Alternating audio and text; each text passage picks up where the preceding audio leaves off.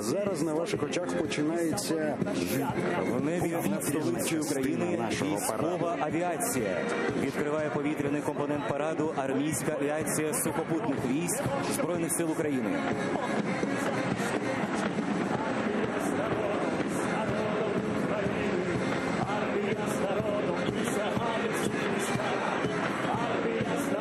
В повітрі вертольоти Мі-8 12-ї окремої бригади армійської авіації, які спроможні здійснювати вогневе ураження противника та виконувати транспортні перевезення. Проведена модернізація силової установки та встановлення нових систем протиракетного захисту і нічного бачення на них значно покращило їхні технічні характеристики.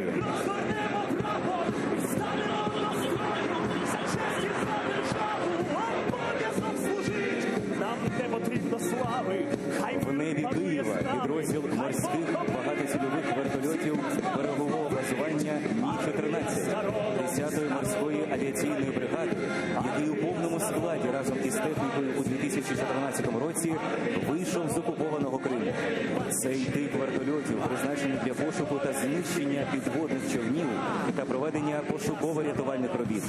Встановлення на борту Мі-14 сучасної навігаційної апаратури та системи протиракетного захисту значно розширило бойові можливості.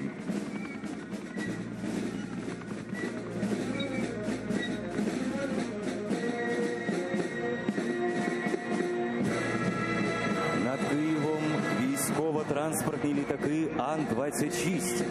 Ці літаки призначені для здійснення повітряних перевезень особового складу, транспорту та майна на відстані до 1000 кілометрів.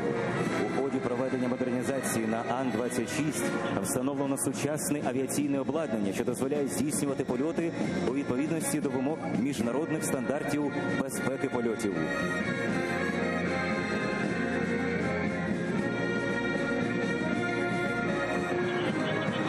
У повітряному просторі столиці України важкий військово-транспортний літак Іл-76 у супроводі багатоцільових винищувачів Су-27. На літаку встановлено нове радіоелектронне обладнання, що дозволяє здійснювати польоти по міжнародних трасах відповідно до вимог ІКАО.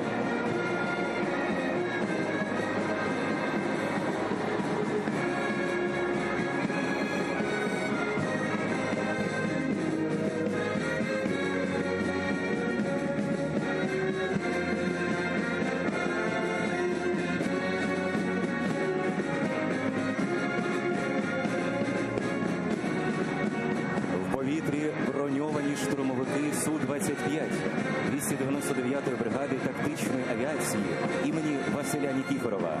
Штурмовик Су-25 призначений для надання авіаційної підтримки підрозділам сухопутних військ в зоні бойових дій, нанесення по об'єктах противника ударів у тактичну і оперативну глибину. На літаку удосконалено систему управління зброєю, встановлено новітнє прицільне обладнання та пілотажний навігаційний комплекс.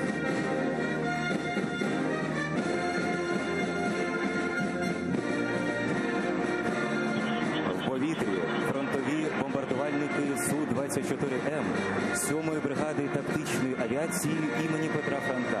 Ці літаки на висоті до 12 тисяч метрів зі швидкістю до 2000 кілометрів за годину, з бойовим навантаженням до 7 тонн, спроможні долати відстані до 3000 кілометрів.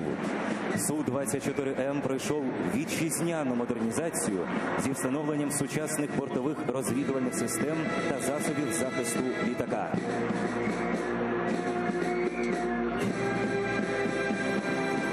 Над Хрещатиком багатоцільові високоманеврені винищувачі Су-27 39-ї бригади тактичної авіації. Вони призначені для ведення повітряного бою в усьому діапазоні висот.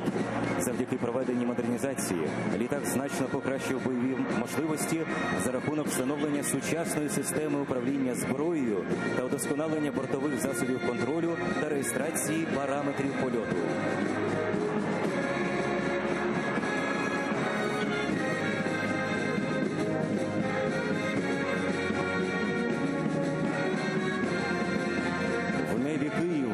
український близькомагістральний транспортний турбореактивний літак літак Ан-178.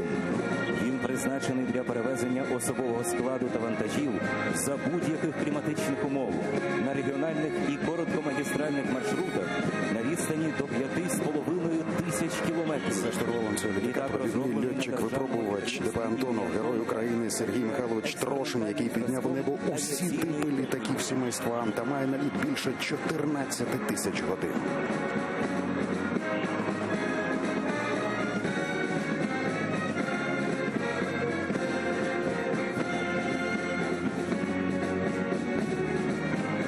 Завершують проліт авіації винищувачі МіГ-29 40-ї бригади тактичної авіації.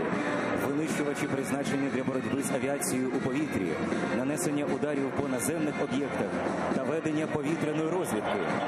Проведення вітчизняними підприємствами модернізації значно розширило номенклатуру авіаційних засобів ураження, які можливо застосувати на літаках, та удосконалило систему управління зброєю та пілотажно-навігаційним комплексом.